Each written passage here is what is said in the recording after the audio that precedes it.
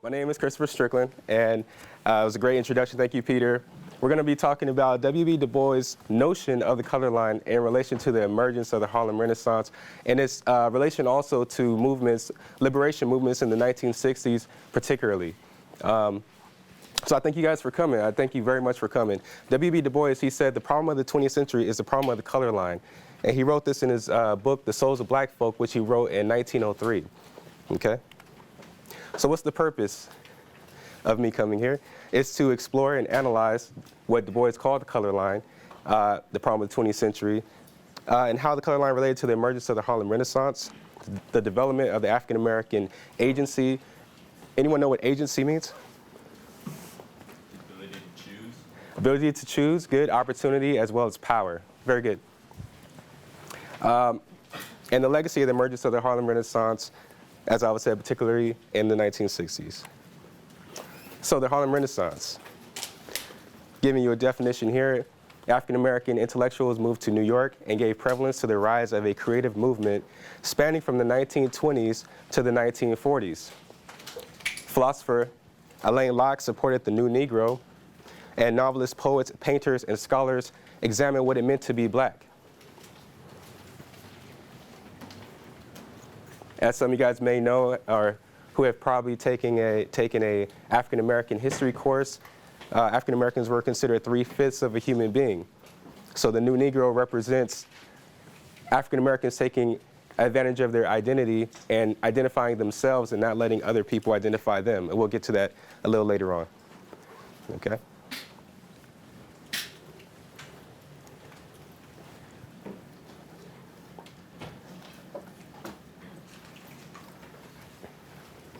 Anyone taking an African American history course this year?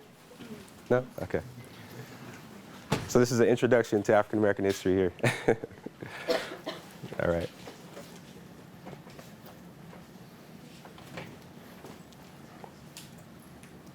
Do you have any questions so far? I know you guys are taking notes, so I want to pause a little bit and not go too fast for you guys. Is this available online? Unfortunately, it's not available online. But maybe I could talk to Teresa or Peter and make an accommodation there. Okay? Is your name Teresa? Yes. Okay, nice to meet you. Nice to meet you. Great. I assume Peter came in here and introduced Yes, you? definitely. Thank you. Thank you. Okay. And you guys can also feel free to paraphrase as well. Okay? All right. Any other questions or comments? Can you guys hear me okay in the back? Should I raise my voice up a little bit more? Can you guys hear me? Okay. Okay. Good. Okay. So I'm going to move on here. Oh. Sorry. My apologies. I'll slow down a little longer.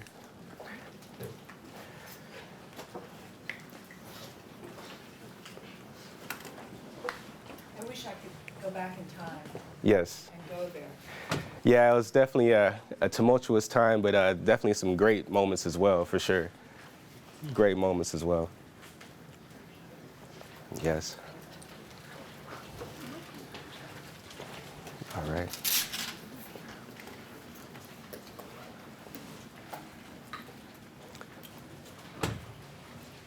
All right. Yeah, thank you.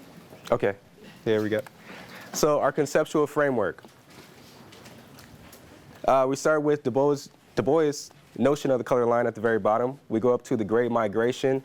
The Great Migration was basically a movement, as we'll get to later, a movement where African Americans moved out of the South to the North. There were a number of great migrations.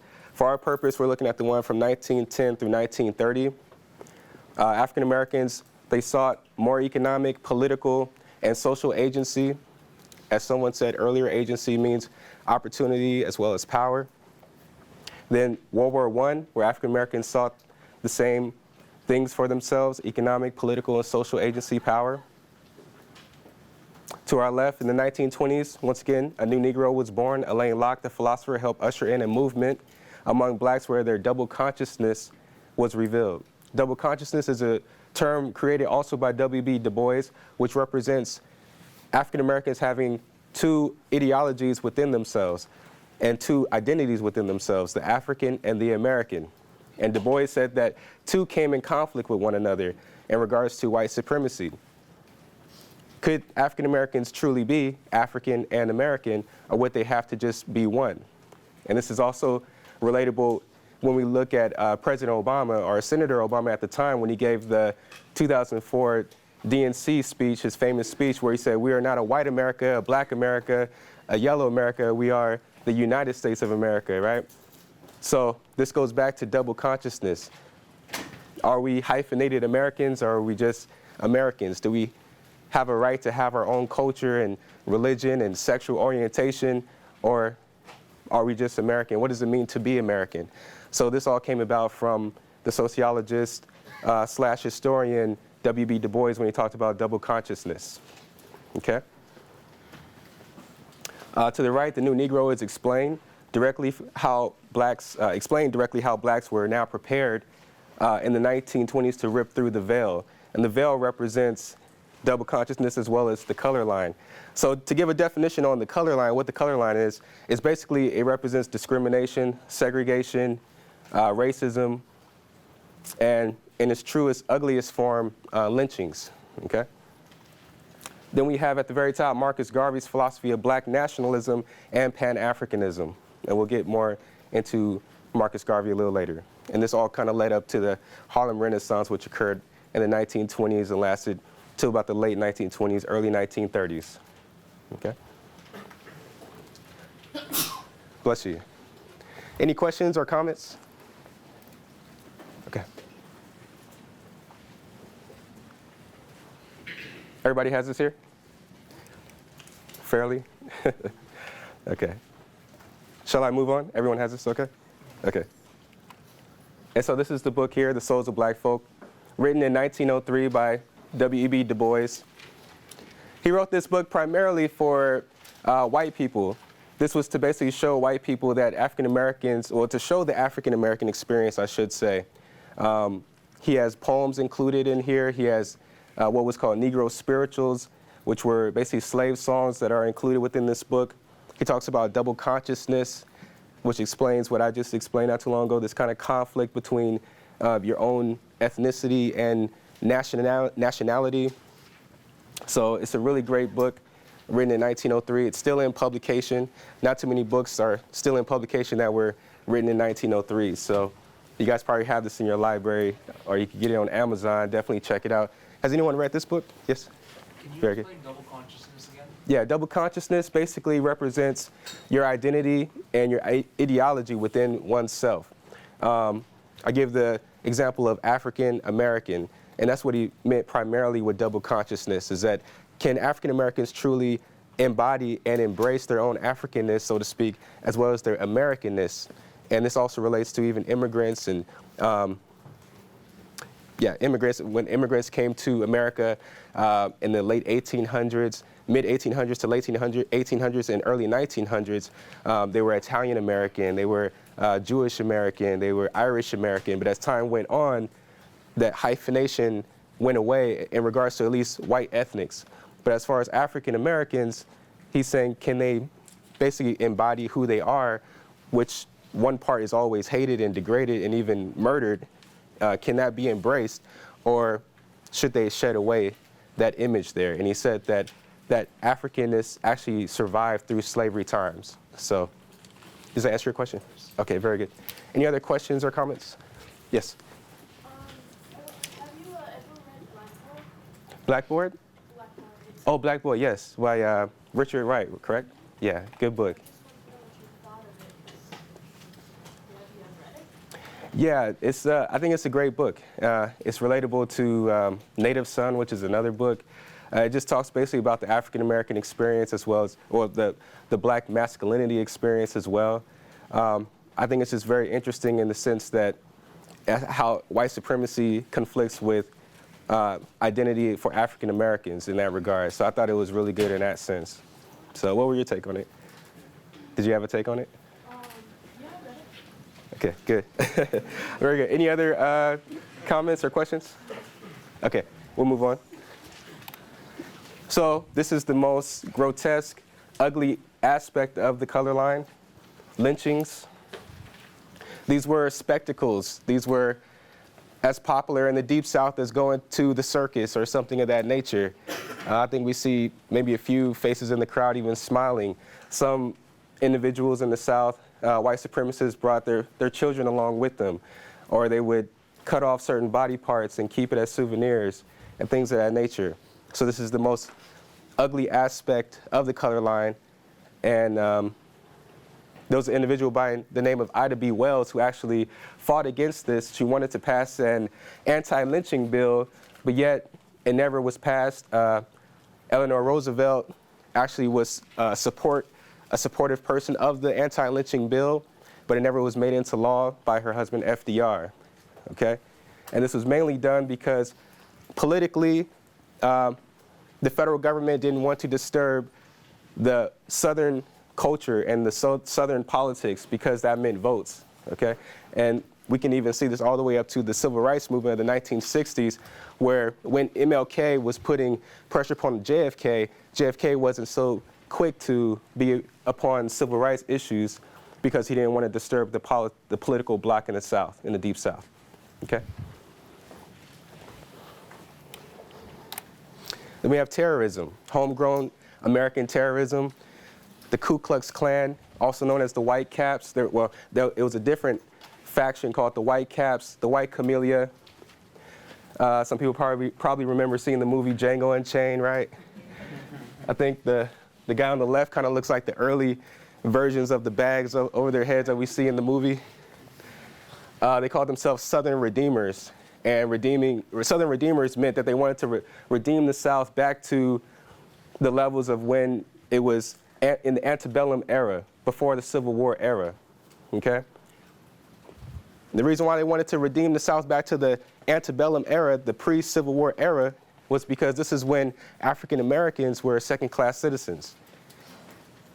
Now after the Civil War, now within Reconstruction era and after the Reconstruction era, basically after 1877, what you have is African Americans getting into the political scheme and also trying to acquire land, okay?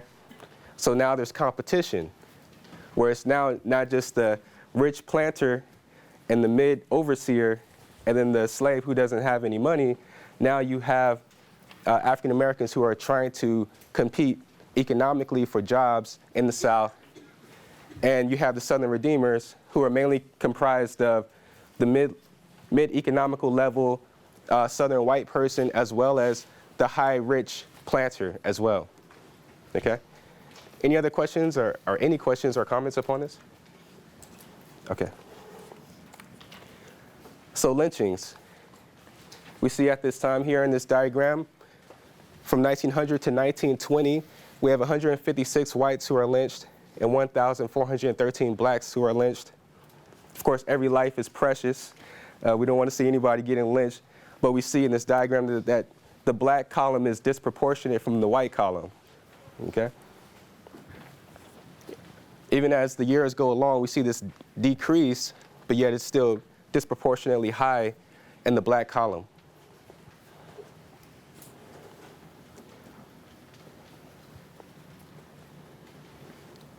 And once again, Du Bois wrote his book, Souls of Black Folk, in 1903, at the beginning of the 20th century. And we see that this is proof of the color line being the problem of the 20th century. This is one aspect of proof of it being a problem of the 20th century, as we go all the way here in this diagram to 1941. Okay? Yes? So that chart goes up to 1941. Do you have the data on how many lynchings went on, like, say, from 41 up until 2000? I mean, how far was this continuing? Was this Right. the 50s and the 60s? Right. I don't have any diagrams that go farther, but there were lynchings that occurred. Lynchings is kind of not just hanging by a tree, just in that nature, but also being shot or burned or maimed or even raped in some cases. Some historians count that as well, of course. But we know in the Civil Rights era, there were cases, especially with freedom riders who came down to the South. There were about 3 individuals, for instance, one of them by the name of Cheney, who were killed, basically. And so, very good question. It decreased as years went on, but it still existed. Yeah, very good. Any other questions or comments? Okay. Yeah, I believe it was also in 1996 or 1998, I believe it was. It was a black man in Texas who was drugged from the back of a truck and killed that way. I don't know if anyone probably remembers that or not. So, Jasper, Texas. Yeah, thank you very much. So it happens even in our modern era, but very, sparsely. All right. So we have Jim Crow. Minstrel depiction.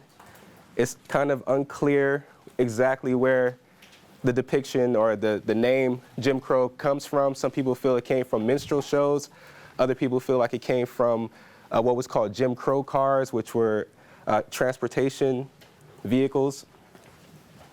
Okay, but we do know that it was used as stereotypes against African Americans. And it was also coined the Jim Crow laws later, as we'll get to much later as well, which represented segregation in the South. Okay. All right. Then we have sharecropping in the South. Another aspect of the color line, economic stratification. Sharecropping basically meant that instead of giving your labor and in return getting cash money, you instead get a fraction of the crop that you're working upon. Many African Americans, they worked on the same plantations that they worked on as slaves, oftentimes for their former slave masters, and they were able to keep 1/3 of the crop. Okay.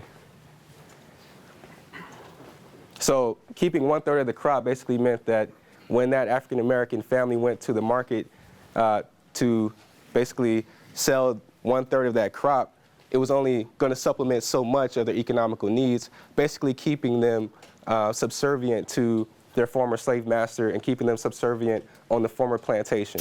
Okay?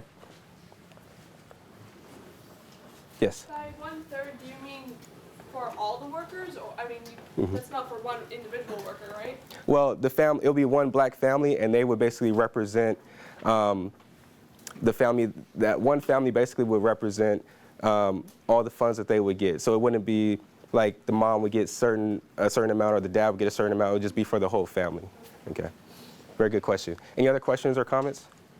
Okay. Then we have poverty. So due to economic stratifications and economic troubles such as sharecropping, many African Americans were living in shanty houses such as these. Sometimes they call them shotgun houses. And shotgun house means that you could shoot a shotgun from one open part of the building and the bullet would just keep going all the way out uninterrupted. So that was the definition of a shotgun house. So many African Americans live like this in the South. Actually, when I visited Natchez, Mississippi on the border of Louisiana, many African Americans were living in such houses. They were a little better than these, of course, in the modern time, but yet they were still very poor houses and what could still be considered shotgun houses. Okay? And many poor whites also lived in really horrible situations as well, and also were sharecroppers. But it was African Americans who primarily were shifted by their bosses, which of course were their former plantation owners, slave owners. Okay? Any questions or comments? Okay. Then we have politics. Political disenfranchisement occurred quite often. The 15th Amendment basically gave the right for African Americans to vote. It gave universal male suffrage. But the states, and we've probably heard of states' laws before, the states had a different take on how to implement political enfranchisement for African Americans, and they implemented such things as literary tests, poll taxes, and grandfather clauses. Anyone know what the grandfather clause means? If your grandfather could vote, then you could vote. But what's the irony in that? What's the kind of paradox with that? They weren't allowed to vote. Right, they weren't allowed to vote because they were slaves. Okay. Literary tests, at this time, not many people could read or write, not even white people in the South that well. So somebody would basically give something to an African American wanting to vote, and they would say, read that passage for me. And of course, I may not know how to read or write, but say the man next to me wrote it and knows how to read or write, and because you can't read or write it, you can't vote. I'm sorry. Okay. Or they would say, you have to have a poll tax. You have to pay to be able to vote. And we seen this actually last year with the voter ID laws. Has anyone heard of that? Voter IDs? Okay. So we still see these linkages actually to disenfranchisement when it comes to not just African Americans, but other people of color and even poor whites. Okay. Then we have segregation, another aspect of the color line. We want white tenants in our white community, represents racial stratification. W.E.B. Du Bois talks about in his book, Souls of Black Folk, that in many communities, it's usually train tracks that separate the white side and the black side of communities. And we still see that in some communities to this day. I believe in LA, it's separated by freeways rather than train tracks, so to speak. So we can still see this today.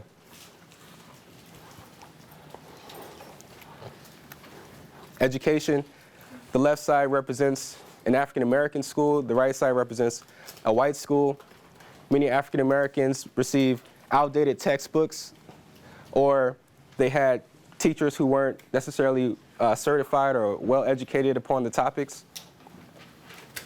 Okay.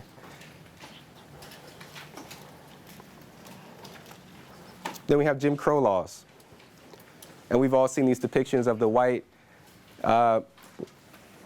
drinking fountain and the black drinking fountain, the black bathroom, the white bathroom. Many African Americans had to go to the back to enter a store as opposed to the front. If a black man was walking down the street and a white person was coming close to him, the black person would have to step off the sidewalk and make way. So these are all kind of social structures as well as sign structures, social structures that represent this stratification and this racial divide. Okay? Any questions or comments? Okay. So voting with their feet, and I mentioned that earlier. Many historians and sociologists use this to coin how African Americans moved out of everything that we just saw, the economic struggles, the housing struggles, the social dehumanizations, the physical dehumanizations of lynchings. So we see African Americans moving out of the South. Some moved west, some moved up north to the Midwest, and some moved up northeast to places like Philadelphia and New York.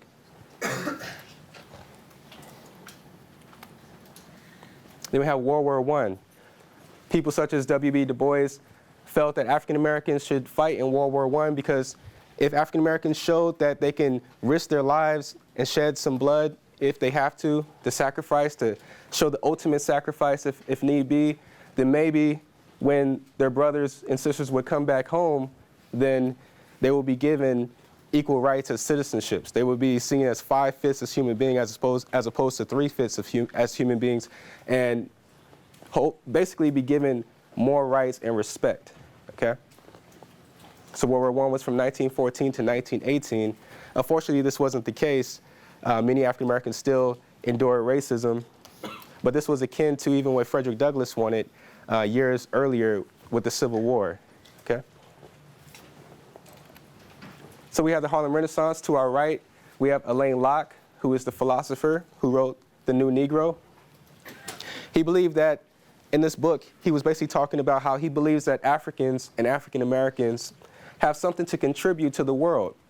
He uses the example of how Chinese culture has something to give to the world as in regards to religion, in regards to philosophy, in regards to culture. So he said, why not African culture? Let's look into that. Let's look into the cultures of Kush and Meroe and Axum and Timbuktu in Egypt. So we see this depiction here in The Crisis, which was an NAACP publication written by W.E.B. Du Bois. And this is so much different from the stereotypical Jim Crow image that we saw earlier. We see an African-American woman here playing the harp. Looks like it's near the Nile River, perhaps.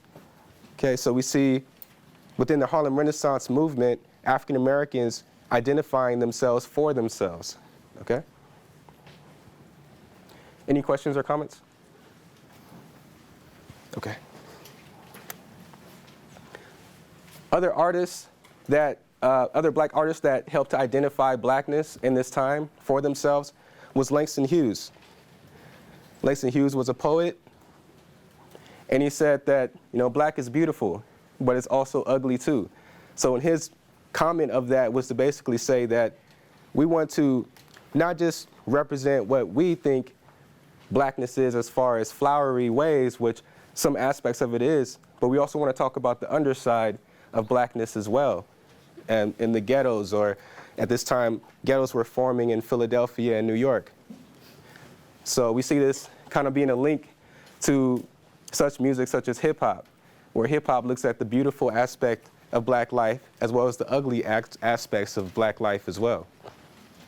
We have Zora Neale Hurston, who also has a radical take of self-black identity in regards to womanhood.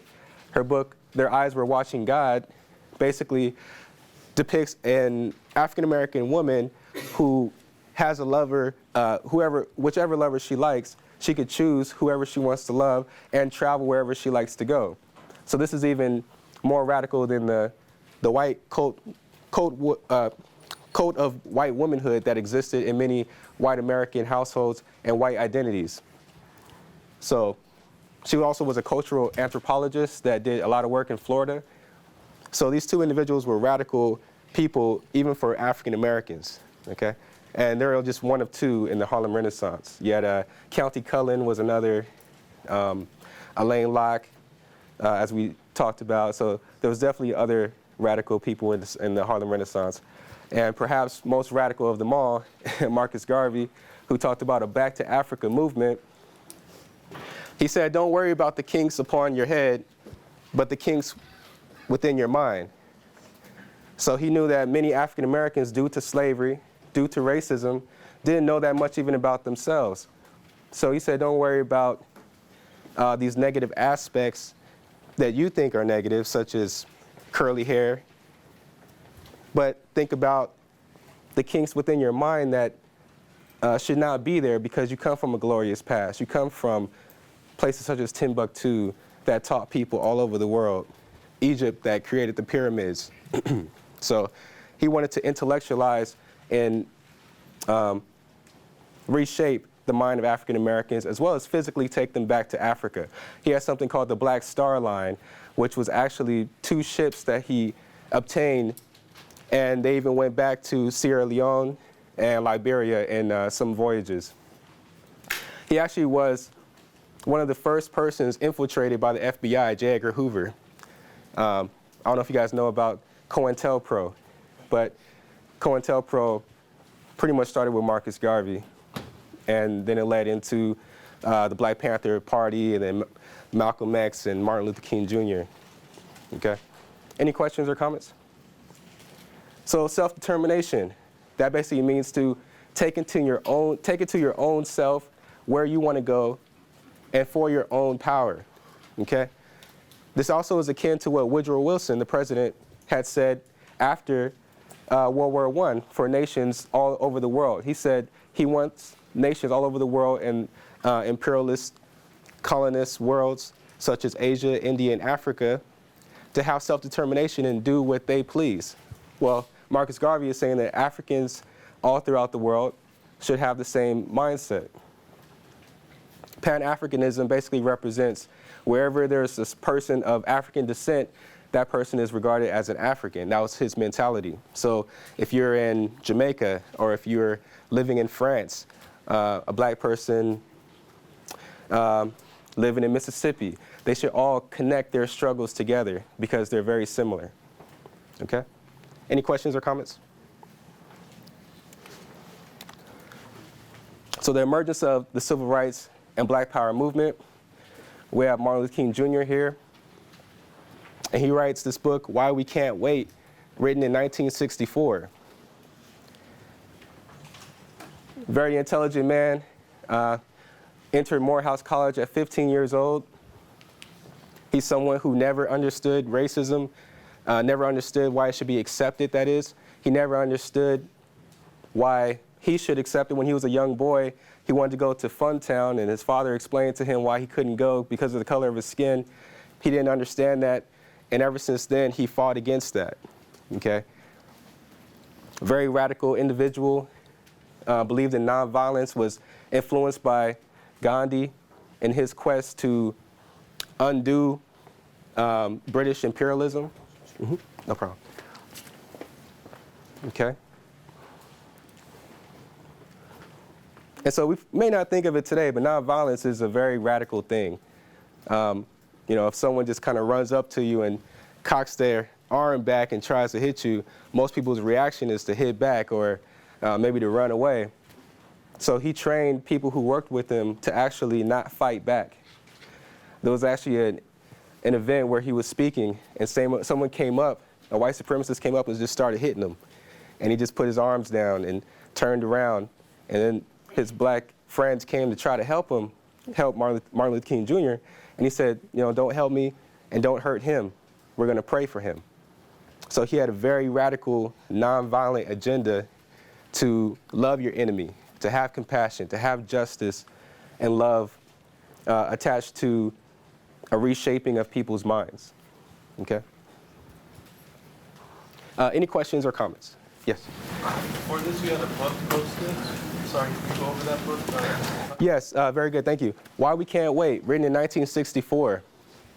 This book here, very self-explanatory as far as why we can't wait. He's saying that we can't wait anymore for this complacency towards racial justice. At this time, JFK, of course, JFK was assassinated in 1963, but in the years prior, JFK was basically being more concerned about the Cuban Missile Crisis, which of course is something to be concerned about. But the civil rights issue, the civil rights question was something that existed even before the Cuban Missile Crisis, and it was always being short-shrifted. So he wrote this book, as well as the letter from Birmingham jail, which basically depicted how the federal government needs to enact more to bring about equality in the South, bring about safety in the South, and not just leave it to states' rights, but to have federal intervention. Okay? Yes? I'm sorry, I was talking about the last book you quoted. Okay. Talking about the New Negro? Yeah, New Negro by Alain Locke. And that was written to basically have a new outlook upon oneself, in this regard, African Americans. Okay? At this time, Negro wasn't necessarily a derogatory word, so New Negro means new black person, new African American. Okay. Any other questions or comments? Okay. Also, a legacy is the Black Power movement. We have Kwame Ture to our left, formerly Stokely Carmichael. And we have the Black Panther Party to our right, Bobby Seale and Huey P. Newton.